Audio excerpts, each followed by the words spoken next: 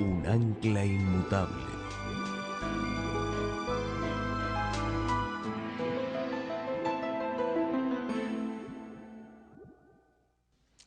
Ahora, antes de entrar a nuestro estudio, muy importante de esta mañana, la paciencia de los santos, queremos implorar la presencia de Dios en forma muy marcada. Y por esa razón les pido que junto conmigo inclinen sus rostros y vamos a orar al Señor.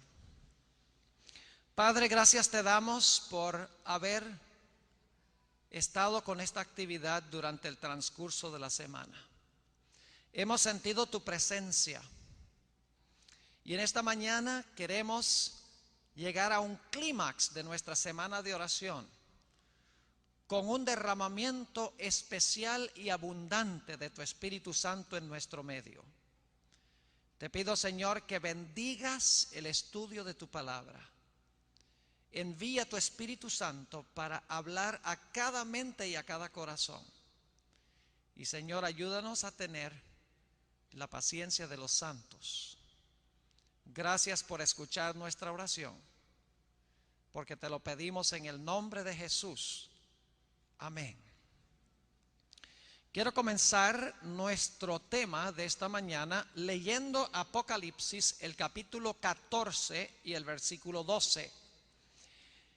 Es el último versículo en los mensajes de los tres ángeles. En realidad es la culminación del mensaje del tercer ángel. Y este versículo declara quiénes habrá en este mundo como resultado de haber recibido los mensajes de los tres ángeles. Es decir, esta es la conclusión que dice: cuando terminen los mensajes de los tres ángeles, Dios tendrá un pueblo con estas tres características. ¿Y cuáles son las tres características? Apocalipsis 14 y el versículo 12. Aquí está la paciencia de los santos. Primera característica, paciencia. La paciencia de los santos. Los que guardan los mandamientos de Dios. Segunda característica. Y la fe de Jesús. Tercera característica. La generación final que reciba los mensajes de los tres ángeles van a tener paciencia, van a guardar los mandamientos de Dios y van a tener la fe de Jesús.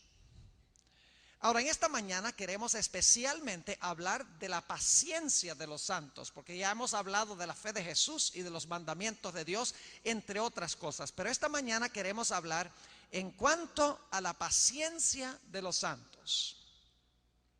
Quiero leer Apocalipsis el capítulo 13 y el versículo 9 y 10 para que sepamos en qué momento histórico especialmente el pueblo de Dios va a necesitar la paciencia de los santos. Hay un marco histórico dentro del cual el remanente de Dios va a necesitar la paciencia de los santos. Y ese marco histórico, ese contexto histórico se encuentra en Apocalipsis, el capítulo 13 y el versículo 9 y 10. Apocalipsis 13, 9 y 10 habla de un momento cuando la bestia, también que se conoce como el cuerno pequeño de Daniel el capítulo 7, recibe su herida de muerte. Es decir, por un tiempo la bestia o el cuerno pequeño no funcionan, quedan inactivos porque reciben una herida mortal. Pero la Biblia dice que después de un tiempo la herida mortal de la bestia o del cuerno pequeño será sanada y este poder que cayó una vez gobernará el mundo una vez más. Ahora, no hemos hablado directamente en esta semana de la bestia y de la imagen de la bestia. Solamente quiero decirles que la bestia recibió su herida mortal en el año 1798. Los que son adventistas ya conocen esta profecía. En el año 1798, el poder eclesiástico que gobernó durante la Edad Media por más de 1000 años, Francia le suministró una herida mortal a este poder. Ahora, Apocalipsis 13, 9 y 10, después de hablar de la caída de este poder, nos dice lo siguiente: Si alguno tiene oído, oiga. Si alguno lleva en cautividad, está hablando de este poder que se conoce como la bestia o el cuerno pequeño. Si alguno lleva en cautividad, va en cautividad. Si alguno mata a espada debe ser muerto. Y luego noten lo que dice: aquí está la paciencia y la fe de los santos. Lo mismo que encontramos en el mensaje del tercer ángel. Aquí está la paciencia y la fe de los santos.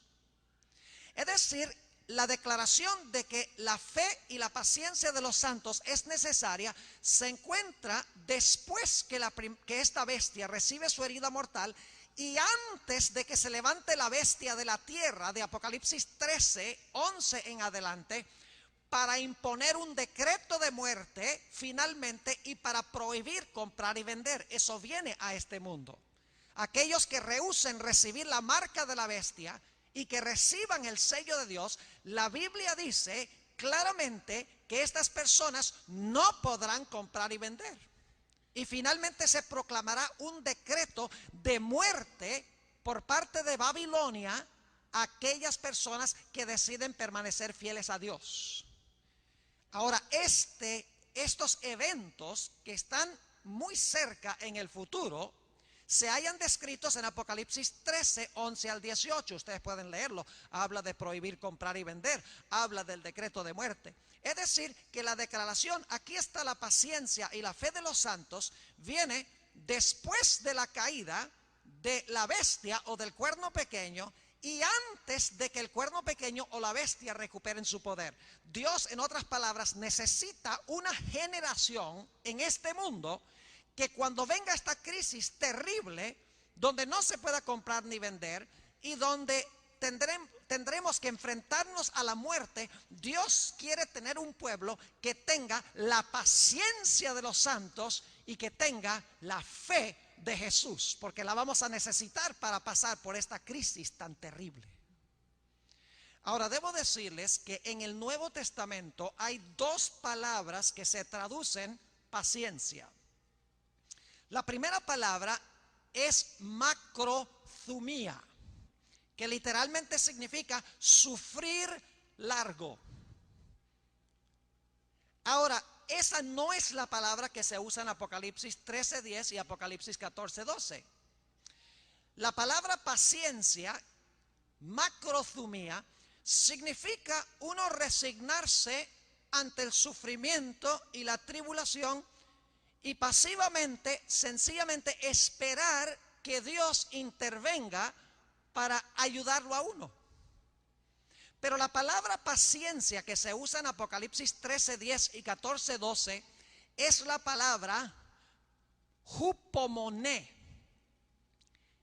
También se traduce paciencia, pero es un tipo de paciencia diferente que sencillamente resignarse a esperar pasivamente que Dios intervenga. En realidad, una mejor traducción de la palabra paciencia aquí en estos versículos sería: aquí está la perseverancia de los santos. En efecto, en Mateo 24:13, esta palabra hupomoné se traduce de esa manera en el texto donde dice: el que perseverare hasta el fin, este será salvo. Esa es la idéntica palabra de Apocalipsis 14:12 y Apocalipsis 13:10. La palabra perseverare es la palabra hupomoné.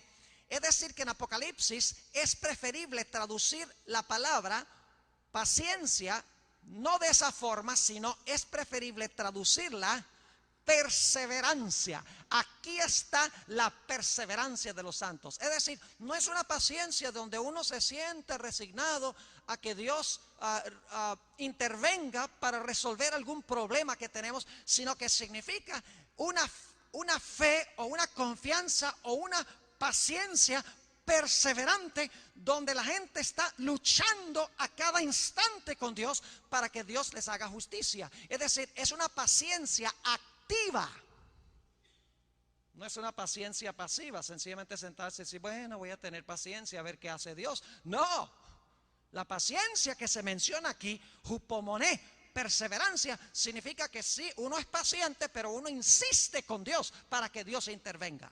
Y esa es la clase de fe que el pueblo de Dios va a necesitar en los últimos días.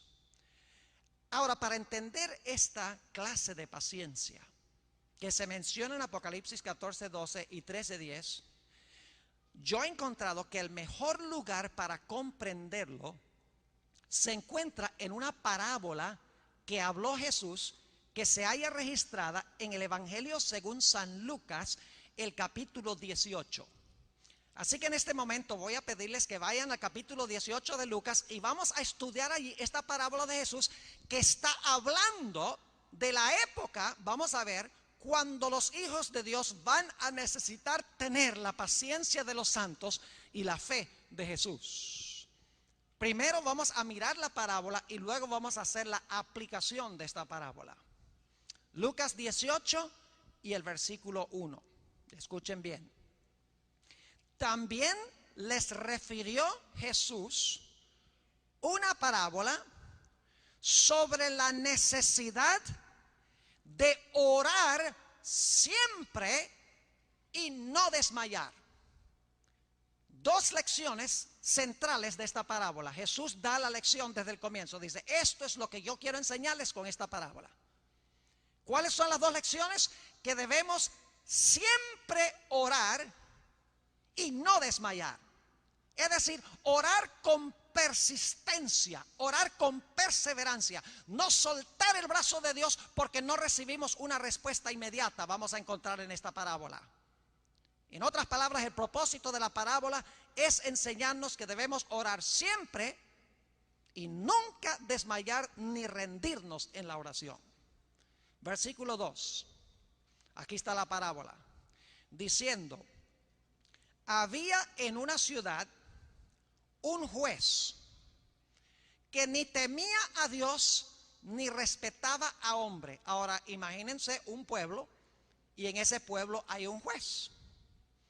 Y este juez dice que ni temía a Dios ni respetaba a hombre. Es decir, era un personaje secular, no le interesaba la religión. Versículo 3. Había también en aquella ciudad una viuda. Muy importante este dato. Es una mujer, pero es una viuda. Un detalle significativo.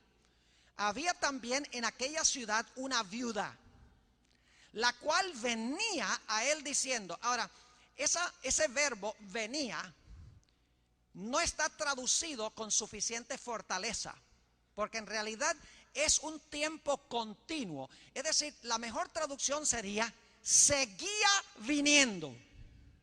Continuaba viniendo. O podríamos decir que venía y venía y venía y venía. Es decir, era persistente, insistente y perseverante. Así que dice, había también en aquella ciudad una viuda, la cual venía a él diciendo, hazme justicia de mi adversario. La viuda tiene un adversario. Y la única esperanza para la viuda es si el juez le hace justicia. Ahora, la mayoría de los eruditos que han estudiado esta parábola han concluido de que lo que pasó con esta viuda es que su esposo se murió, lógicamente, y cuando murió tenía una deuda muy grande con cierto acreedor.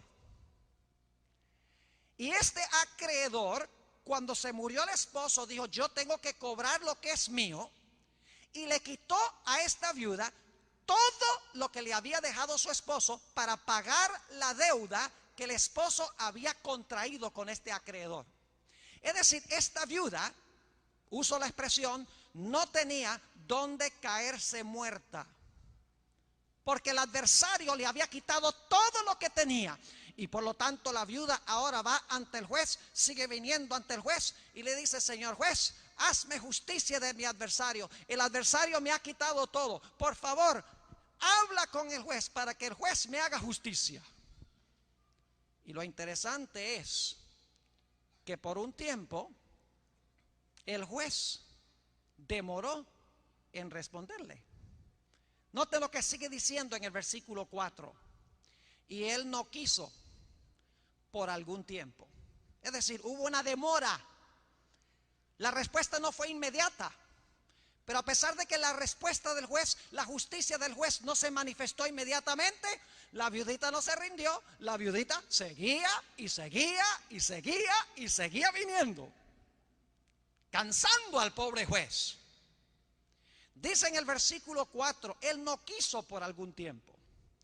Pero después de esto dijo dentro de sí: aunque ni temo a Dios, ni tengo respeto a hombre, es decir, yo soy secular, no creo ni siquiera en Dios, ni me importan los seres humanos, lo único que me interesa es que yo soy juez y hago mi trabajo y me voy a la casa. Versículo 5, sin embargo, porque esta viuda me es molesta, es decir, esta viuda es una mujercita fastidiosa que me está cansando la vida. Dice, sin embargo, porque esta viuda me es molesta, le haré justicia.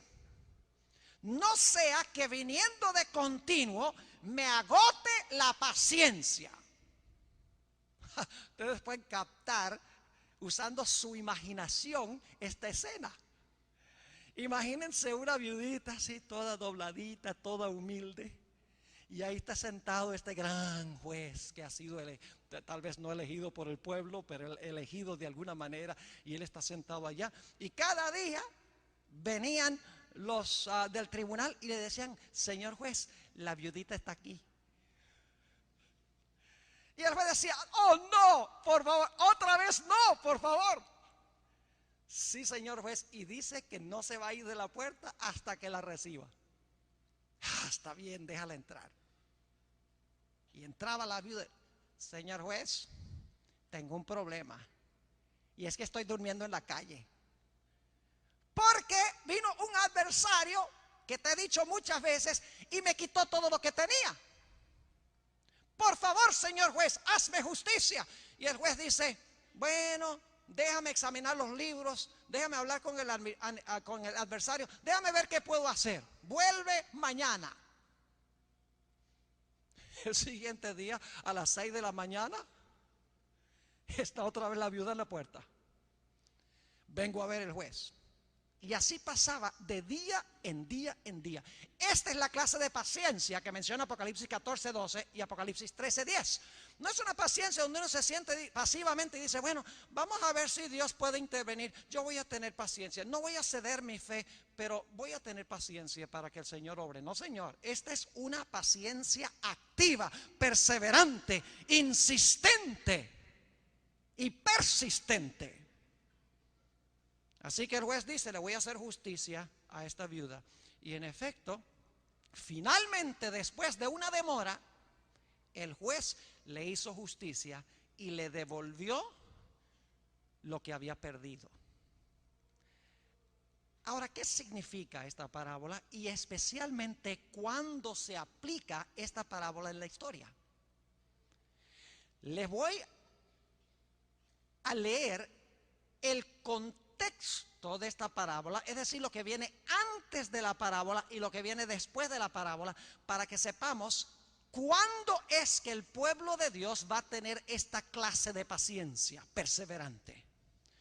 Vamos al capítulo 17, el contexto inmediatamente anterior a la parábola.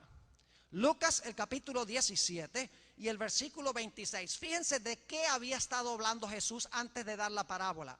Dice en el versículo 26, como fue en los días de Noé, así será también en los días del Hijo del Hombre. Está hablando de su segunda venida. Y luego noten lo que dice el versículo 28, usa otra comparación. Dice asimismo como sucedió en los días de Lot. Comían, bebían, compraban, vendían, plantaban, edificaban. Y luego dice en el versículo 30, así será el día en que el Hijo del Hombre se manifieste. Es decir, en el contexto inmediatamente antes de la parábola, Jesús estaba hablando de la segunda venida. Pero quiero que noten que el final de la parábola también se refiere a la segunda venida de Jesús. Noten lo que declara el capítulo 18 y el versículo 18, el versículo 8. La culminación y el último versículo de la parábola, viene ese famoso versículo donde dice, Jesús, os digo que pronto les hará justicia, pero cuando venga el Hijo del Hombre, ¿hallará fe en la tierra? Fíjense que la parábola comienza en el marco de la segunda venida y la parábola termina también con el marco de la segunda venida. Ahora, Elena G. de White, en el libro Palabras de Vida del Gran Maestro, página 113, captó el marco histórico especial de esta parábola. Y quiero leer la cita que ella presenta, Palabras de Vida del Gran Maestro, página 113, dice ella esto: Cristo había estado hablando del periodo que habría de preceder inmediatamente a su segunda venida y de los peligros por los cuales debían pasar sus discípulos, con referencia especial a ese tiempo. Relató la parábola sobre la necesidad de orar siempre y no desmayar. Claramente ella captó que esta parábola se aplica en forma especial a aquellos que van a vivir inmediatamente antes de la segunda venida de Jesús, que es el marco de Apocalipsis 14, 12 y Apocalipsis 13 y el versículo 10. Es más, Apocalipsis 14, 14, solamente 2 versículos después del 14, 12, habla de Jesús sentado en una nube con una hoz aguda y viene a cosechar la tierra. Eso indica de que inmediatamente después de hablar de un grupo que tiene la paciencia de los santos, un grupo que guarda los mandamientos de Dios, un grupo que tiene la fe de Jesús, inmediatamente antes de eso se ve a Jesús en la nube con una hoz aguda regresando a esta tierra. Ahora, debo decirles que esta parábola se aplica a todas las épocas de la historia. Todo el tiempo debemos nosotros orar con perseverancia. Pero la parábola tiene una importancia especial para la última generación, para aquellas personas que vivirán en este planeta en medio de los eventos y de las tribulaciones más terribles que jamás haya experimentado el planeta Tierra. El pueblo de Dios va a necesitar tener este tipo de paciencia para pasar victoriosamente por la crisis que vendrá. Ahora vamos a interpretar la parábola, porque ya vimos los símbolos. En la parábola hay una viuda, una mujer que es viuda. En la parábola hay un juez. En la parábola hay un adversario. En la parábola hay una demora. Pero finalmente el juez decide hacerle justicia después de la demora. Interpretemos cada uno de los símbolos individuales de la parábola, porque las parábolas hablan en lenguaje simbólico.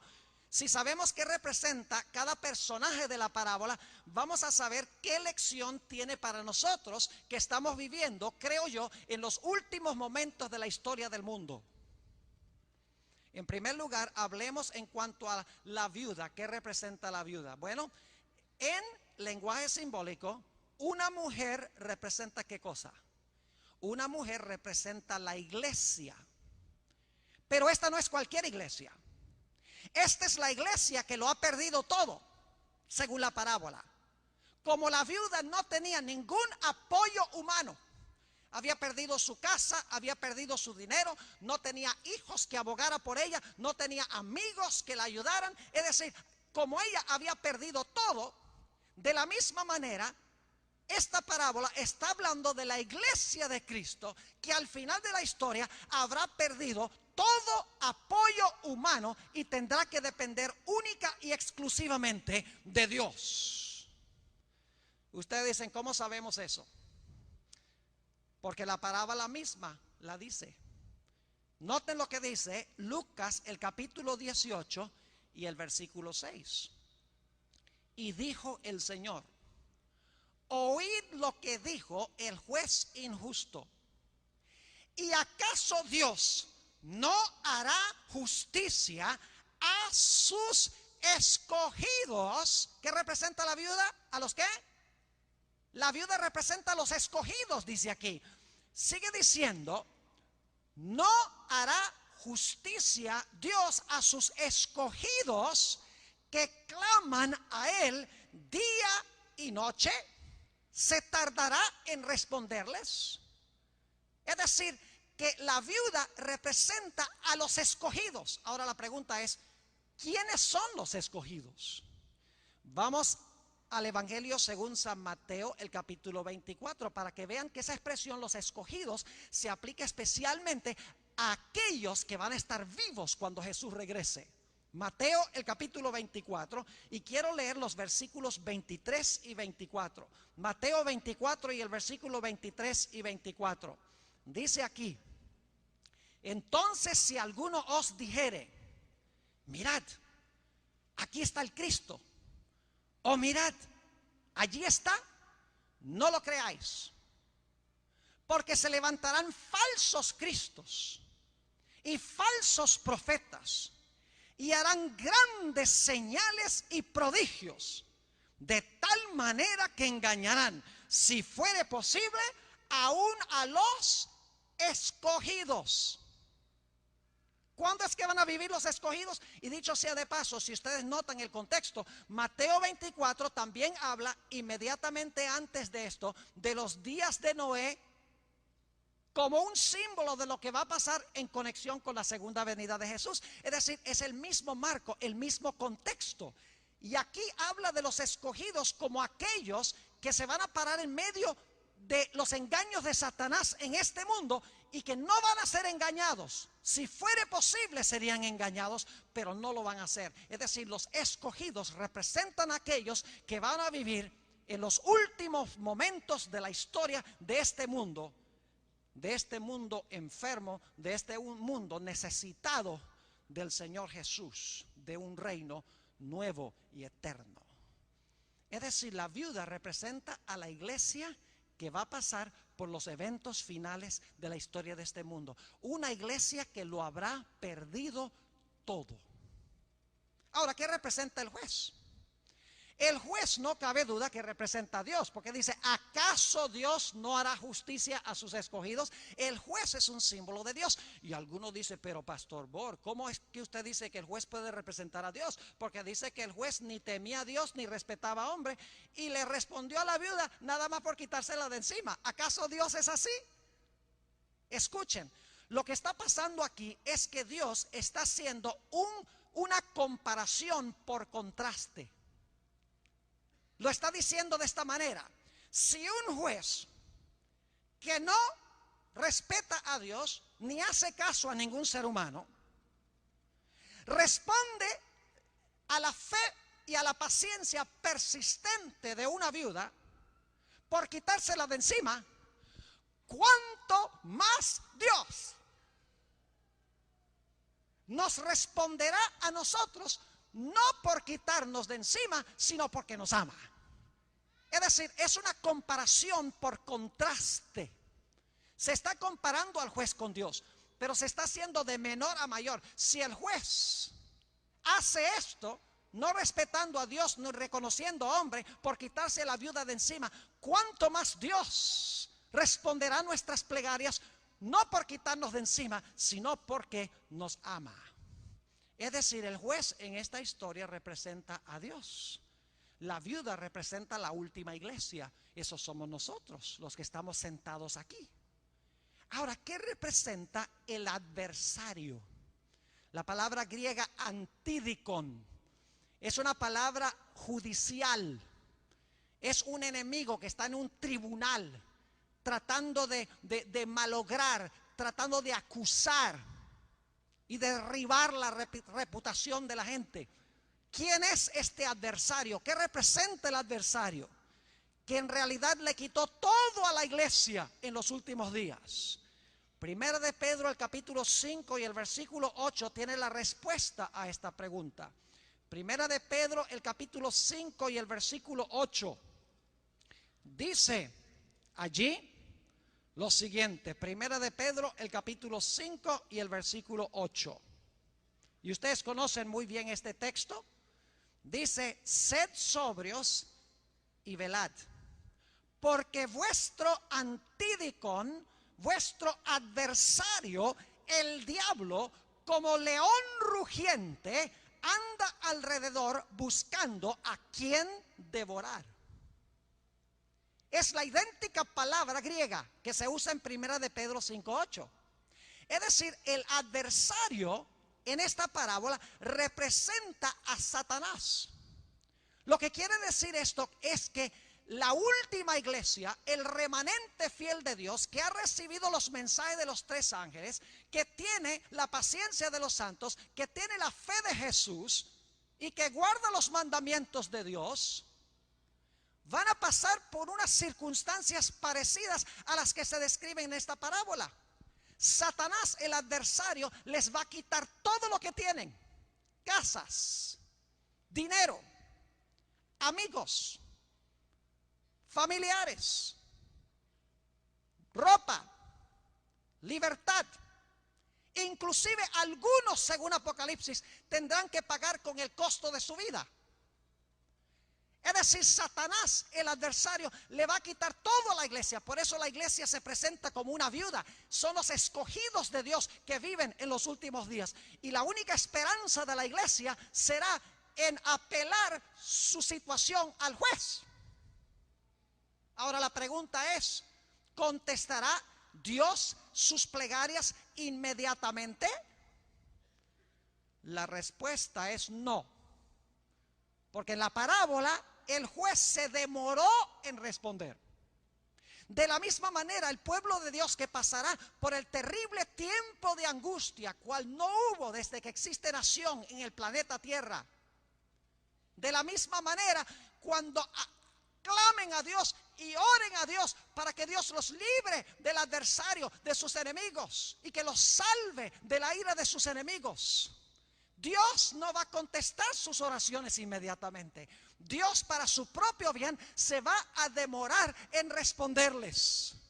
Eso es lo que quiere decir Lucas, el capítulo 18. Si van nuevamente conmigo allá, Lucas, el capítulo 18, donde hemos estado estudiando. Allí dice: no hará Dios justicia a sus escogidos, aun cuando sea longánime con ellos, dicen algunas versiones. Otras dicen, aun cuando se demore en responderles. Es decir, para el pueblo de Dios, en los últimos días va a haber una demora en Dios hacerles justicia cuando están pasando por el tiempo de angustia.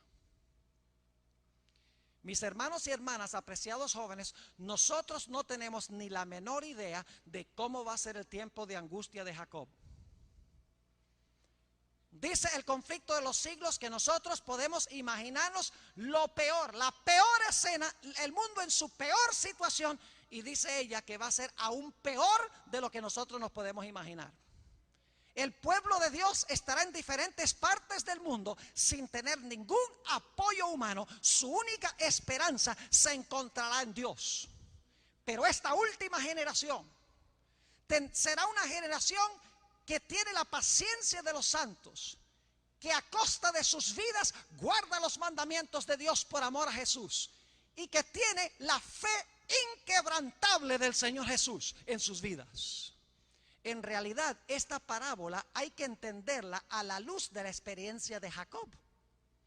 Génesis, el capítulo 32, tiene la historia que ilustra una experiencia que sucedió en el pasado y lo que va a suceder en el futuro con el pueblo de Dios. Génesis, el capítulo 32, vamos unos momentos allí. Génesis 32 y el versículo 7, la Biblia dice que Jacob estaba regresando a su hogar y de repente escucha que su hermano Esaú viene con 400 hombres con la intención de matarlo junto con toda su familia. Y dice que Jacob empieza a elevar una plegaria persistente, perseverante a Dios. Empieza a derramar su corazón en oración a Dios. Dice en Génesis el capítulo 32 y el versículo 7, entonces Jacob tuvo gran temor y se angustió.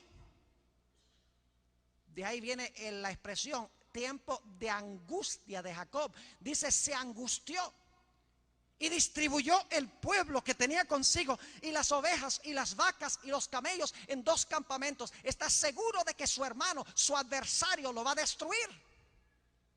Y va a destruir a su familia. Y dice en el versículo 11 que en su oración Jacob dijo, líbrame ahora de la mano de mi hermano. de la mano de Saúl, es decir, de mi adversario, porque le temo. No venga acaso y me hiera la madre con los hijos. Es decir, líbrame, Señor.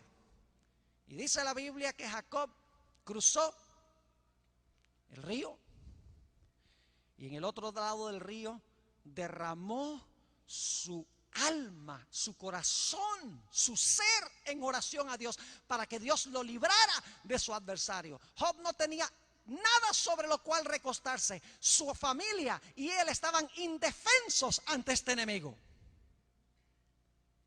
La Biblia dice que Jacob, mientras estaba orando, de repente vino un personaje y este personaje comenzó a luchar con él. Él pensaba que posiblemente era el Antidicón, pensó que él era el enemigo. Y dice la Biblia que Jacob empezó su lucha, empezó a luchar con este ángel. Y mientras más luchaba, se empezó a dar cuenta que este no era un ser humano, que era un ser celestial. Pero siguió luchando y cuando estaba a punto de amanecer el día, cuando Jacob había luchado toda la noche, Jacob finalmente descubre que él está luchando con el ángel de Jehová, que no es más ni menos que con Cristo Jesús mismo. Y cuando Jacob se da cuenta que está luchando con el ángel de Jehová, que es Dios, dicho sea de paso, porque algunos, ¿cómo sabe que es Dios? Porque Jacob le puso a ese lugar el nombre Peniel. Él es Dios. Pení o pen significa rostro. Es decir, rostro de Dios le puso a ese lugar. Y explica por qué he luchado con Dios. He visto a Dios cara a cara y he sobrevivido para contarlo. Es decir, el ángel de Jehová con quien estaba luchando era Jesús, que en este caso resulta ser el juez. Y el Señor Jesucristo le dice a Jacob, me voy. Jacob dice, no, no te vas. Sí me voy. Jacob dice, nada que te vas. Y el ángel sigue diciendo, insistiendo, no, yo tengo que irme porque raya el alba. Y dice Jacob, aferrándose indudablemente de los mantos de ese ángel de Jehová de Jesús, dice, no te irás ni permitiré que te vayas hasta que me bendigas. Esa es la fe de la viuda. En el tiempo de angustia, mis hermanos y hermanas, el pueblo de Dios pasará por un periodo donde aparentemente están abandonados de Dios, donde aparentemente sus enemigos van a venir para destruirlos, para ejecutar el decreto de muerte. El pueblo de Dios no se va a desanimar, ni se va a desalentar, sino que va a ser como esa viuda persistente. Los escogidos van a venir a Jesús y venir a Jesús, aunque no responda inmediatamente, continúan viniendo, tienen esa fe, esa paciencia perseverante, insistente, persistente, donde no están dispuestos de soltar el brazo de Dios. Es lo que se describe en Daniel 12:1, a donde dice, en aquel tiempo se levantará Miguel, es el arcángel, aquel príncipe que está por los hijos de tu pueblo, es decir, está en favor de los hijos de tu pueblo. Y será tiempo de angustia, cual no hubo desde que existió nación. Mas en aquel tiempo tu pueblo será libertado, todo aquel que se halle escrito en el libro.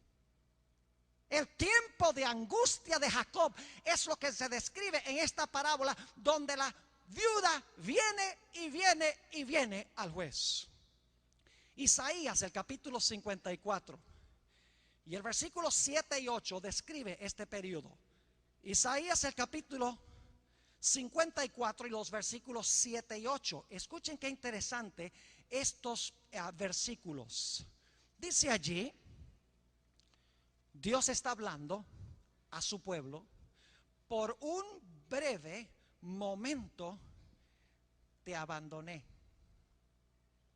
pero te recogeré con grandes misericordias. Con un poco de ira escondí mi rostro de ti por un momento, pero con misericordia eterna tendré compasión de ti, dijo Jehová tu Redentor. Por un tiempo, dicho sea de paso, Elena White usa estos versículos en el capítulo sobre el tiempo de angustia, para hablar del hecho de que Dios no va a responder las plegarias de su pueblo inmediatamente, porque ellos necesitan que su fe sea inquebrantable, necesitan que se consuma no su mundanalidad, voy a inventar una palabra porque es la que usa Elena G. de White, necesita consumirse su terrenalidad.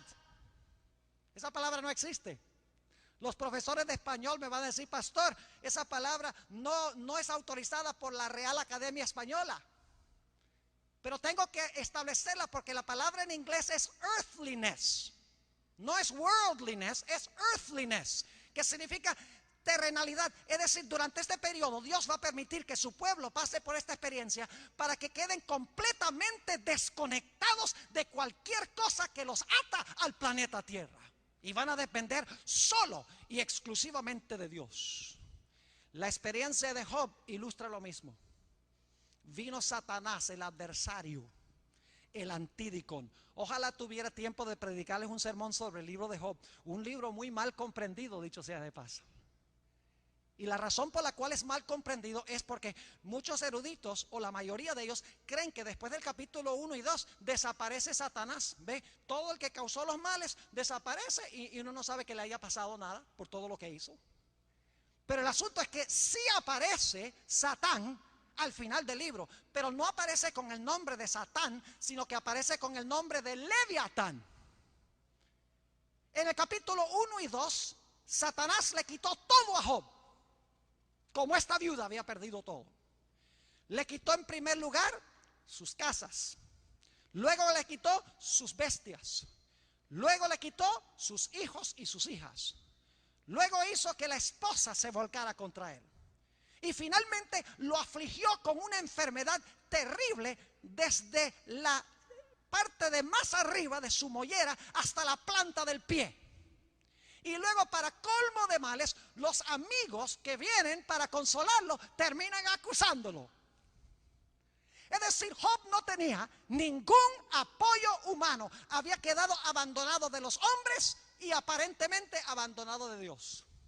Y desde el capítulo 3 hasta el capítulo 37, Job, si ustedes lo pueden leer, está dialogando con Dios y está diciendo: Señor, ¿por qué no me oyes? ¿Por qué no me contestas? Yo ofrecía los sacrificios, yo tenía el culto familiar todos los días, usaba mis riquezas para beneficiar a los necesitados. Señor, ¿por qué me está pasando esto? No lo entiendo, por favor explícame qué es lo que está pasando. Y la respuesta a Job es silencio. Pero saben que Job tenía esa paciencia perseverante. En el libro de Santiago, el capítulo 5, nos dice que debemos tener la paciencia de Job. Era como esa viuda. Porque Job no se iba a dar por vencido. Nunca cedió en su fe. Nunca perdió la fe. Nunca soltó el brazo de Dios. Nunca renegó de él. Nunca lo blasfemó a su rostro. Es más, Job dijo: aunque me matare, todavía confiaré en él. Es decir, Job tenía esa fe perseverante, constante, esa paciencia de la cual estamos hablando. Una paciencia activa que no se rinde ante las peores calamidades, que aún confía en Dios en las más terribles circunstancias. Y Job representa a aquellos que vivirán en este mundo durante el tiempo de angustia. Y ustedes saben cómo terminó la historia de Job. Job recibió 2 veces más que todo lo que había perdido como resultado de su aferrarse a Dios. Esta fe persistente, esta paciencia persistente se ilustra también en la historia de la mujer cananea que vino a Jesús. La historia se encuentra registrada en Mateo el capítulo 15. Viene esta mujer cananea, no es israelita, y está gritando a Jesús: Señor, interviene, sana a mi hija que está enferma. Y los discípulos dicen en voz alta para que ella oiga, dicen: Señor, pero despáchala, que está causando un escándalo, está haciéndonos pasar una vergüenza. Señor, por favor despáchala, dile que se vaya. Pero no, ella sigue viniendo. Y entonces Jesús mira a la mujer y le dice: mujer, yo no soy enviado sino a las ovejas extraviadas de la casa de Israel. O sea, Dios no me ha enviado para ministrarte a ti que eres cananea. Me ha mandado a las ovejas perdidas de la casa de Israel. Yo creo que si yo hubiera sido esa mujer, de pronto digo, bueno, vine a donde no era y me voy. Pero esta mujer tenía una fe persistente, una paciencia persistente. Sigue viniendo a Jesús.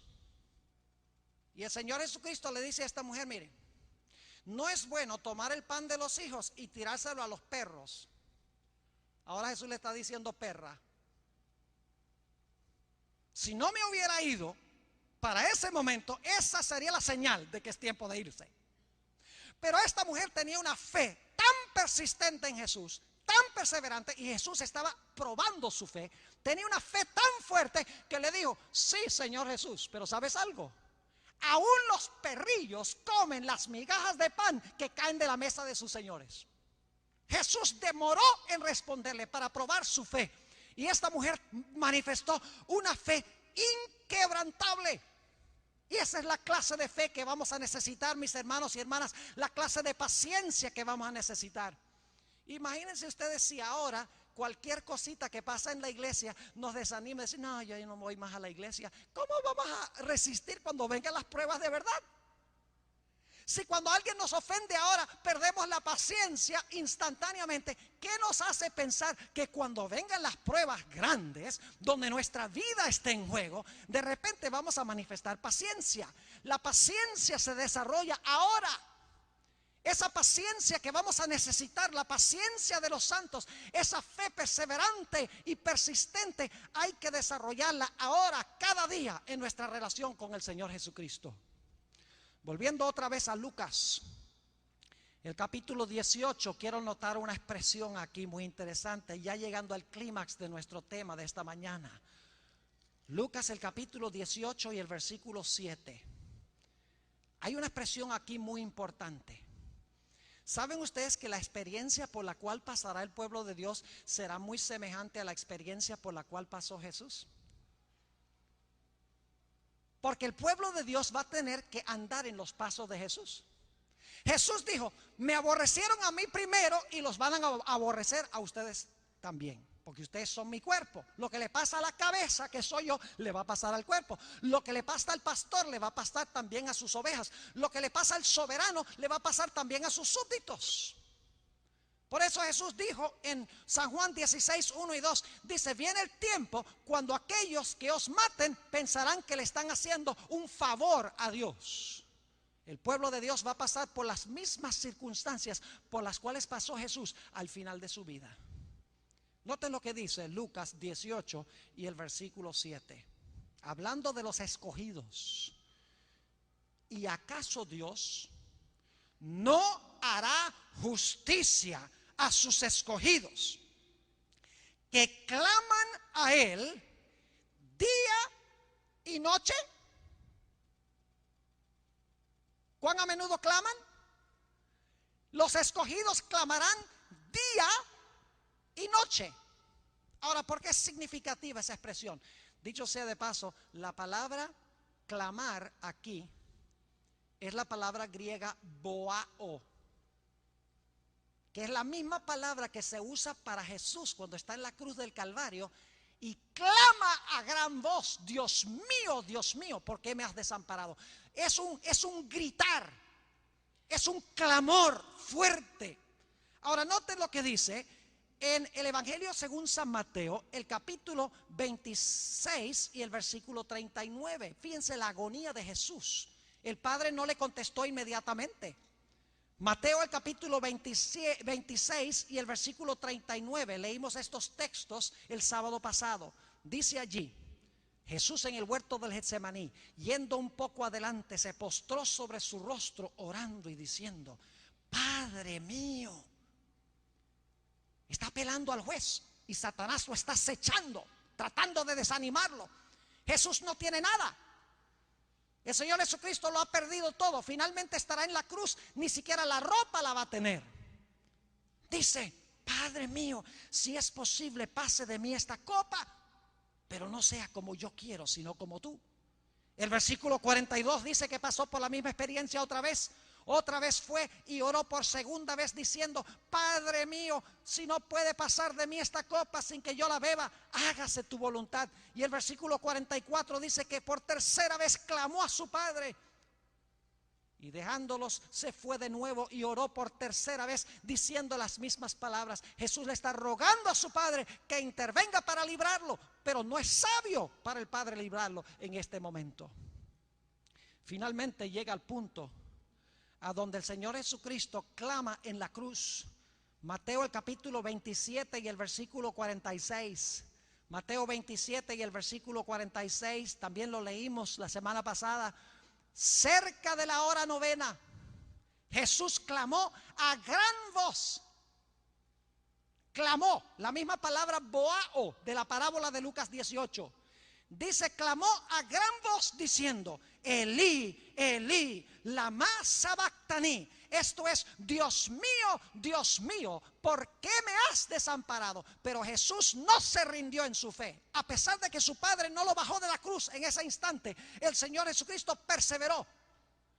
Ahora, este texto de Mateo 27:46 viene de una profecía del Antiguo Testamento. Y quiero ir allí porque hay una expresión que está en la profecía mesiánica que no está en Mateo 27. Salmo 22 y el versículo 1 y 2. En efecto, todo el Salmo 22 está hablando de los sufrimientos de Jesús cuando estaba en la cruz del Calvario. No tenemos tiempo de estudiar todo el capítulo, solamente vamos a leer los versículos 1 y 2. Dios mío, ¿por qué me has desamparado? ¿Son las mismas palabras que habló Jesús en la cruz? Claro que sí. Dios mío, ¿por qué me has desamparado?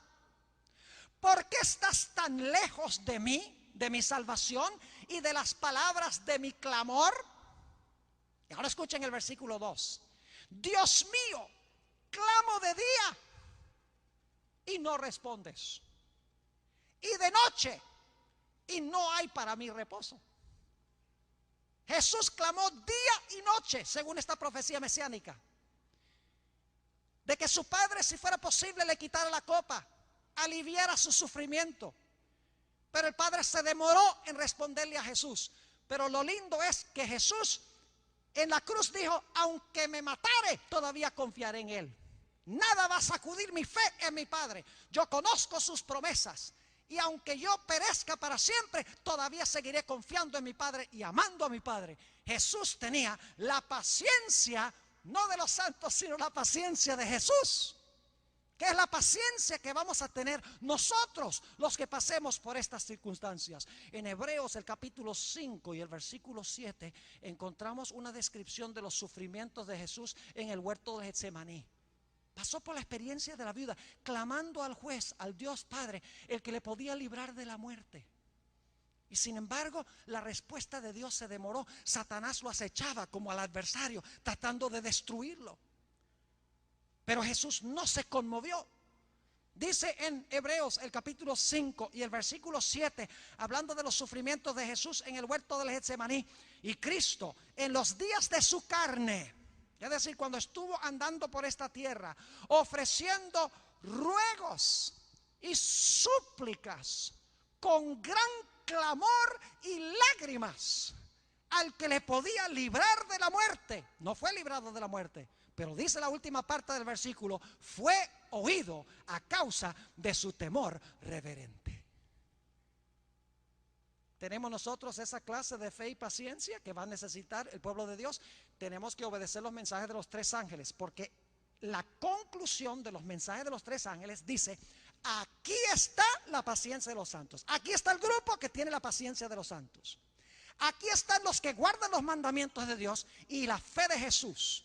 Es decir, la forma como este grupo de personas desarrolló esas tres características fue recibiendo el mensaje del primer ángel, el mensaje del segundo ángel y el mensaje del tercer ángel. Y cuando recibieron esos mensajes en su vida y los hicieron parte de su ser, el resultado fue que estaban compuestos de un grupo de personas que no había nada en el mundo que pudiera sacudir su fe. Ahora permítame leerles para concluir en esta mañana algunas citas del conflicto de los siglos que se encuentran en el capítulo El tiempo de angustia. La primera cita se encuentra en la página 688. Escuchen esto.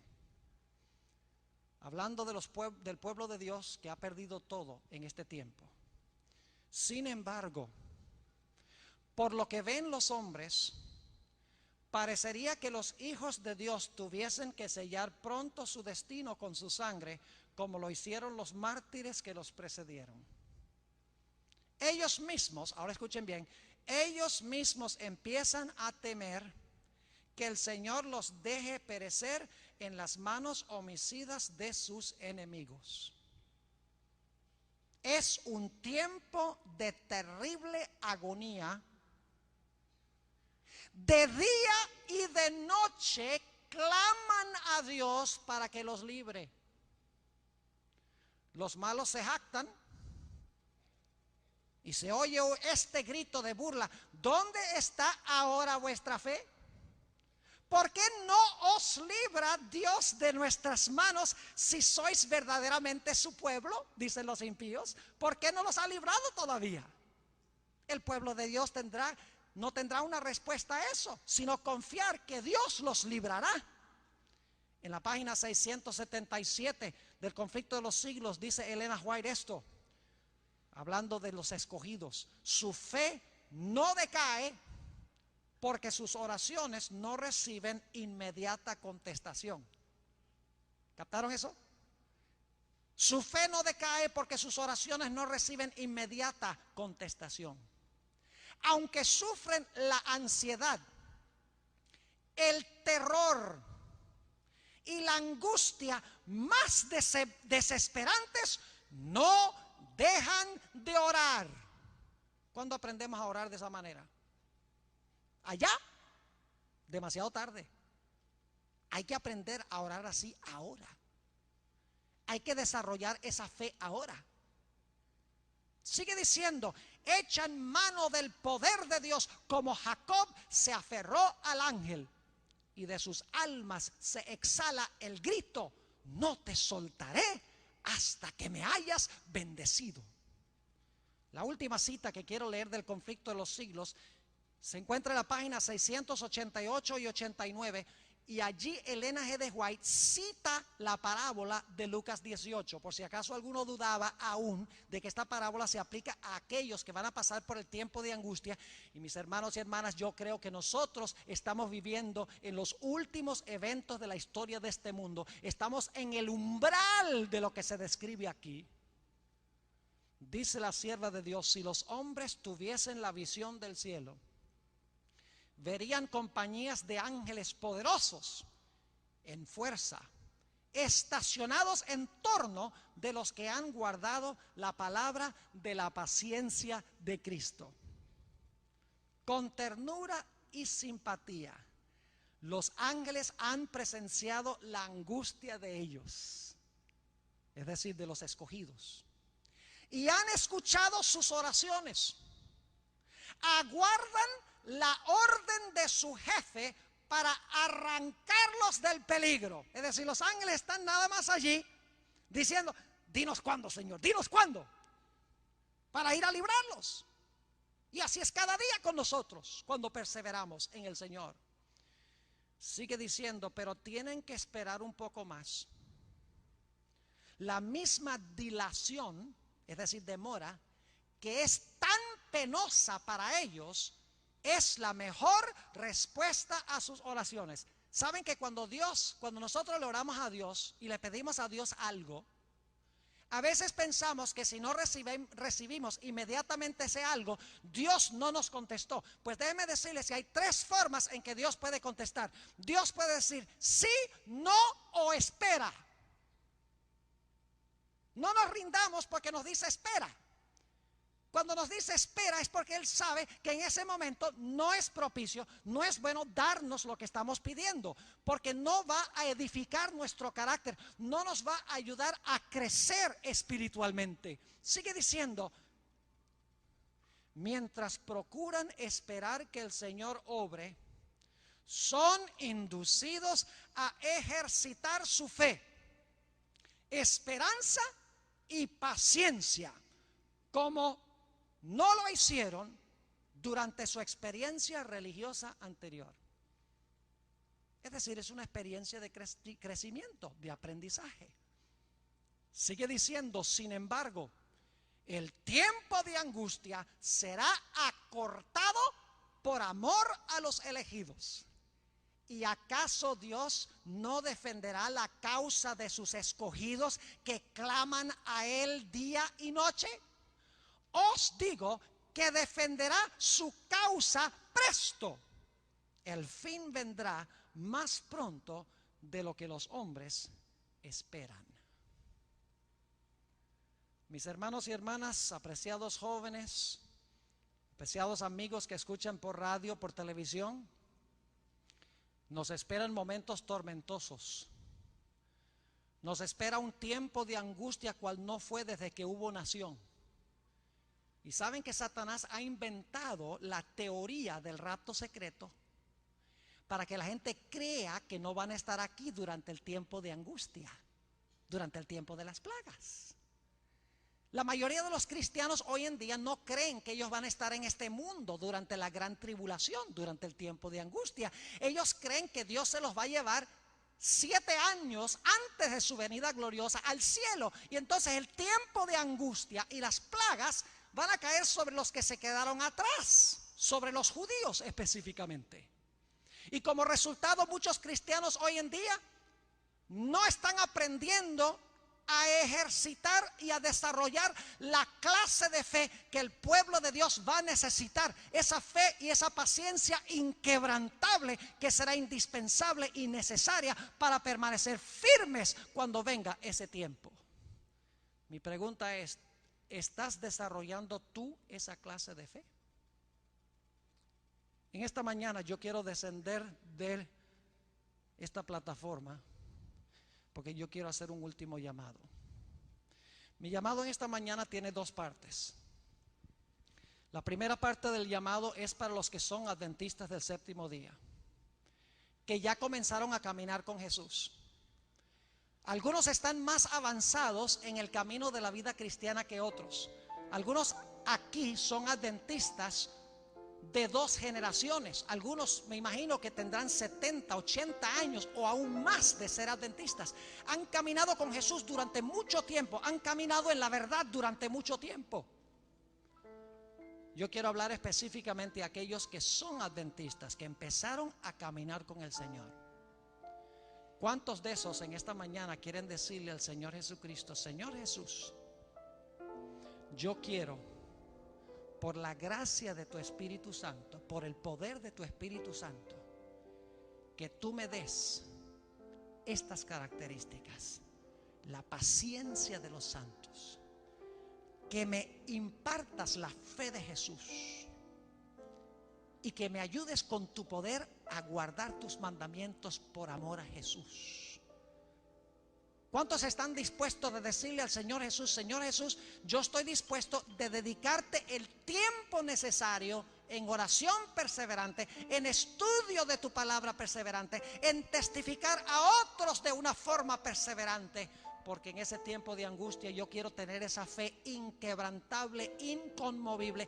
Quiero tener esa ancla inmutable para que ni un terremoto pueda sacudir mi fe en el Señor Jesús. Si es el deseo de los que son adventistas aquí en esta mañana decirle eso a Jesús, les quiero pedir que por favor se pongan de pie. Recuerden que no viene esto así automáticamente, que Dios nos sopla la paciencia de los santos y la recibimos así nada más. Hay que desarrollarla. Ahora yo quiero hacer una segunda parte del llamado. Tenemos un hermano que nos va a acompañar ahora cantando un himno muy hermoso. Y quiero invitarlo a él de que venga en este momento a cantar para nosotros. Y luego tengo una segunda parte del llamado. Lo que él nos va a cantar es el himno Puedo escuchar tu voz. Vamos a escuchar este himno y luego entonces voy a hacer un llamado a otro grupo de personas aquí en esta mañana. Escuchemos.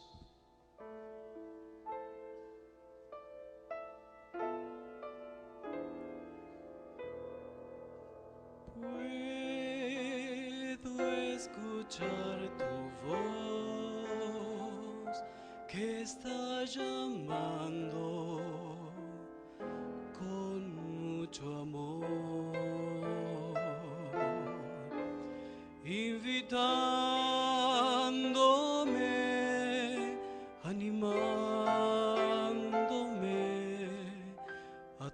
tomar una correcta decisión.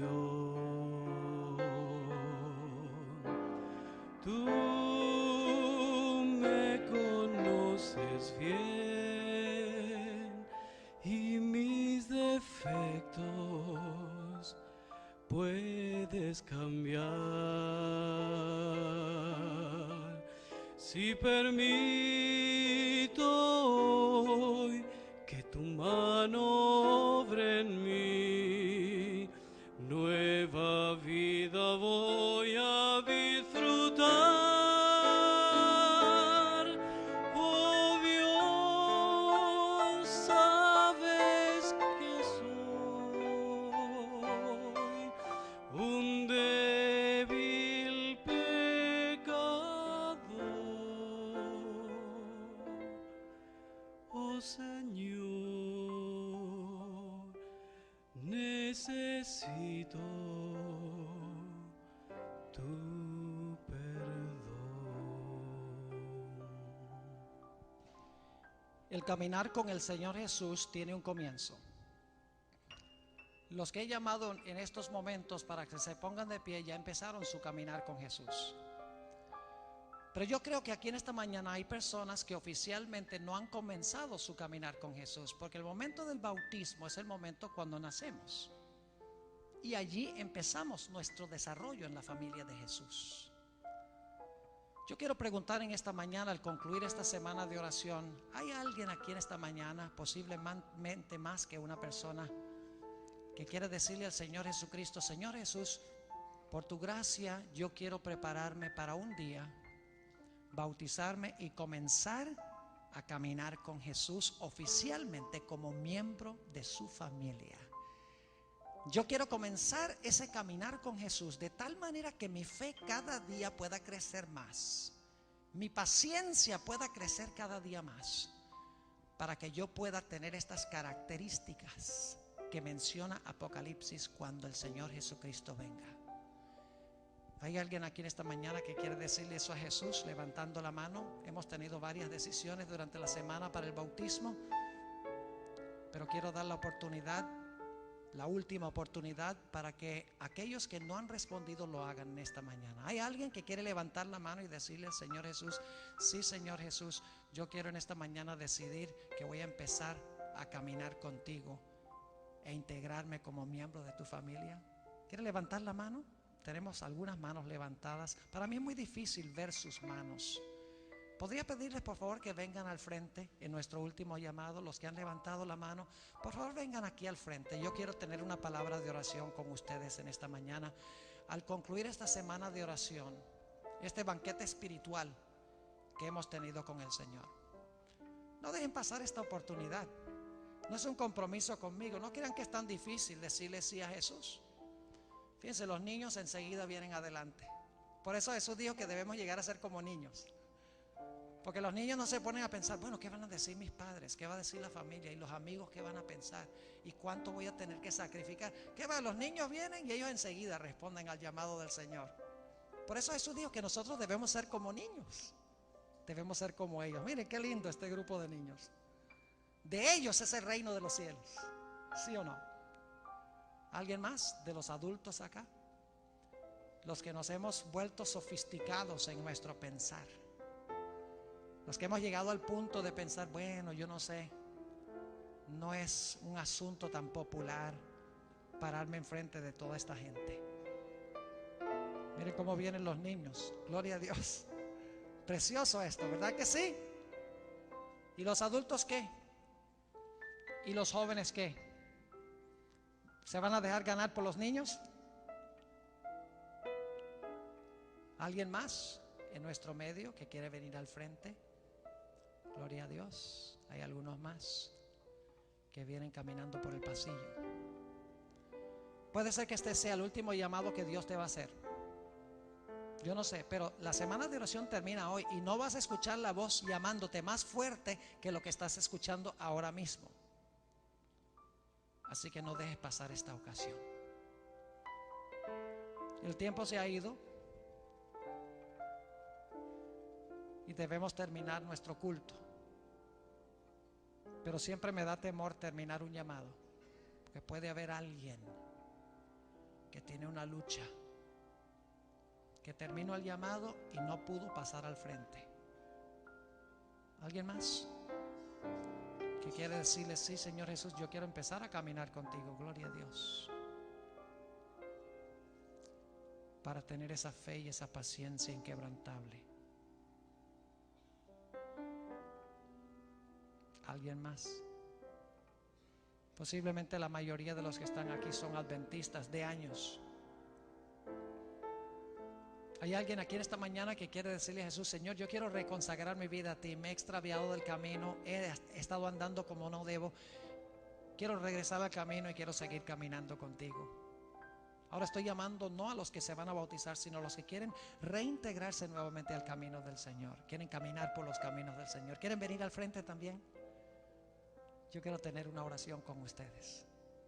Aquellos que posiblemente no han estado caminando de una forma adecuada con Jesús, pero hoy quieren tomar la decisión de regresar y van a andar con Jesús mano a mano. ¿Alguien más quiere venir al frente? Por favor, pasen. Hay mucho espacio aquí. Hay mucho espacio en el reino de Dios. Gloria a Dios. Señor te bendiga. Gloria al Señor. Gloria al Señor.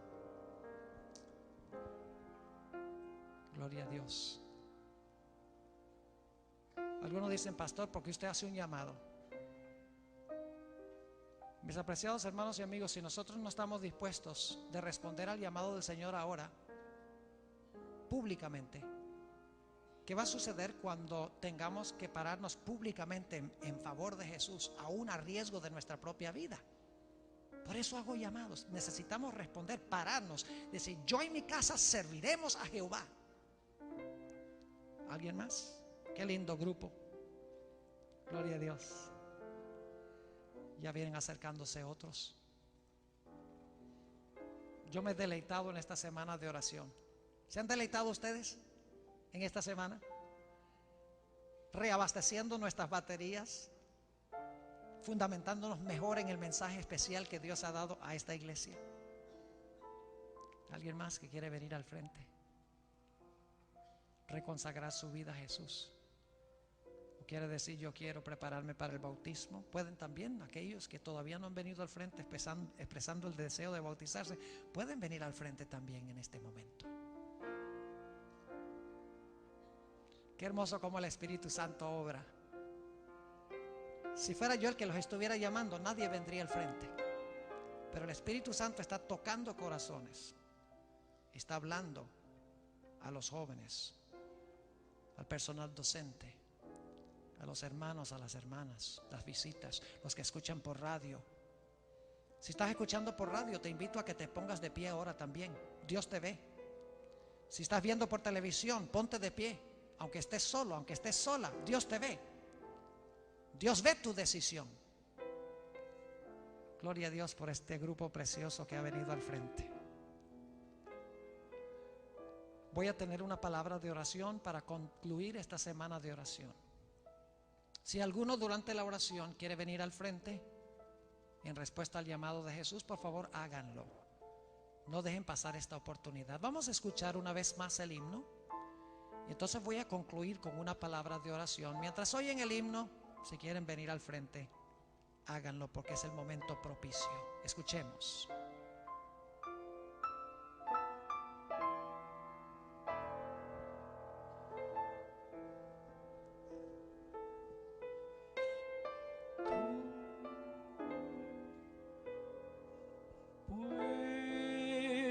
Puedo escuchar tu voz que está llamando con mucho amor, invitándome, animándome a buscar una correcta decisión. Tú me conoces bien y mis defectos puedes cambiar. si permito hoy que tu espíritu obre en mí. Gloria a Dios. Nueva vida voy a disfrutar. Amén. Gloria al Oh Señor. Dios, sabes que soy un débil pecador. Oh Señor, Gloria a Dios. necesito tu perdón. Amén. Amén. Fíjense cómo sigue viniendo al frente el pueblo de Dios. Gloria al Señor. Hay himnos de alabanza en el cielo hoy. Los ángeles ahora están cantando porque han visto todas estas decisiones que se han tomado. Voy a tener una palabra de oración ahora. Veo que muchos están pasando al frente ahora. El Espíritu Santo ha hablado a muchos corazones en esta mañana. Durante la oración, si estás pasando al frente, por favor, ven al frente. No importa que estés caminando, llega hasta acá. Aún durante la oración, oremos. Padre Celestial, te damos gracias por el mensaje solemne que tú has dado a tu iglesia. Gracias porque has dicho en tu palabra que aún en los momentos más oscuros de la historia, tú estarás con nosotros. Aunque te demores en respondernos, sabemos que estás porque lo has prometido. Te doy gracias, Señor, por estas personas que han venido al frente. Algunas de ellas expresando el deseo de comenzar su caminar con Jesús, de bautizarse en el futuro, no muy lejano. Otros que posiblemente se habían extraviado un poco del camino y han tomado su decisión de nuevamente tomar la mano de Jesús y reanudar su caminar con Él. Señor, te quiero rogar que bendigas a cada persona que ha respondido a este llamado. Oh Señor, que el anhelo de cada corazón pueda ser satisfecho.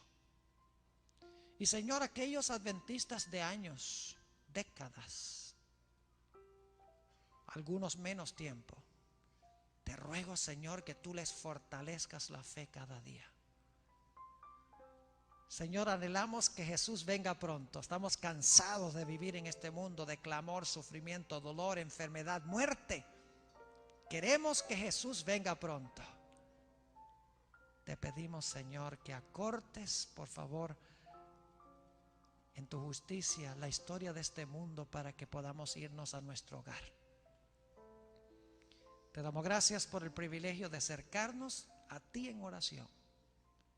Y gracias por escucharnos, porque te lo pedimos en el precioso e incomparable nombre, en el nombre del ancla inmutable, Cristo Jesús.